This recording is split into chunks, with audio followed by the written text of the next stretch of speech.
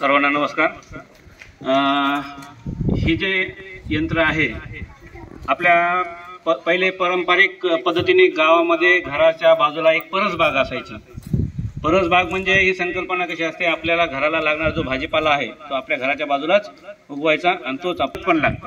मग ते खत विकत घ्यायचं नाही, तर आपल्या घरामध्ये जे आपण भाजी आणतो, फळं खातो, त्याचे जे उरलेलं देठं असतात त्या आपण काय करतो, फेकून देतो आणि ते वाया जातं। पण ते फेकून न देता आपण जर याच्यामध्ये दोन ड्रम दिसत आहेत आपल्याला, एक लाल आणि एक हिरवा। आपण एका सुरुवातीला लाल ड्रम मध्ये ते भरत राहायचं आणि लाल ड्रम भरल्यानंतर त्याच्या हिरव्या ड्रम मध्ये आपण नंतर जे आपल्या साली भाजीचे देठ आहेत ते याच्यामध्ये भरायचे। आता हा भरलेला असल्यामुळे याला फिरवत राहायचं, फक्त थोडं थोडं रोज रोज फिरवत राहायचं।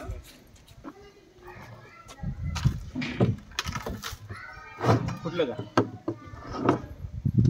याच्यामध्ये टाकायचं आपलं आणि याच्यामध्ये थोडीशी नंतर भरल्यानंतर थोडीशी माती टाकायची, 2-3 मुठी, आणि हे लावून घ्यायचं आणि चालता बोलता रोज एकदा दोनदा फिरवलं आपण की ते मातीमध्ये मिक्स होत राहते। आणि एक कंपोस्टिंग पावडर एक मिळते, ती पावडर थोडीशी टाकली त्याच्यामध्ये की त्याचं काय होतं, ते आपण टाकलेल्या भाज्या आणि साली त्या कुजायला लागतात लवकर आणि कुजून त्याची पुन्हा मातीमध्ये रूपांतर होतं आणि खत बनतं।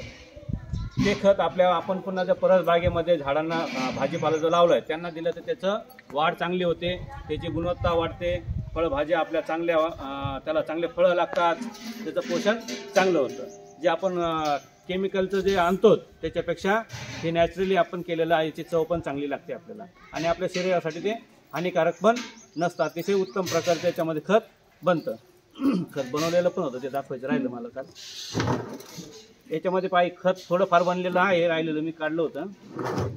आणि हे भरल्यानंतर याच्यात भरायला सुरुवात करायची, हे भरेपर्यंत याचं खत तयार होतं।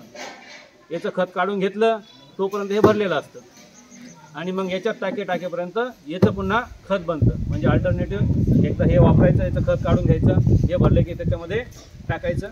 अशा पद्धतीने हे आपल्या घरगुती वापरासाठीचं युनिट आहे।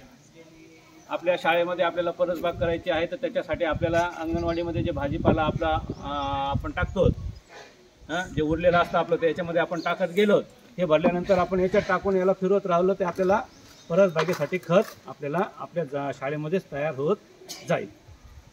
त्यासाठी आपल्याला हे अत्यंत उपयोगी आहे।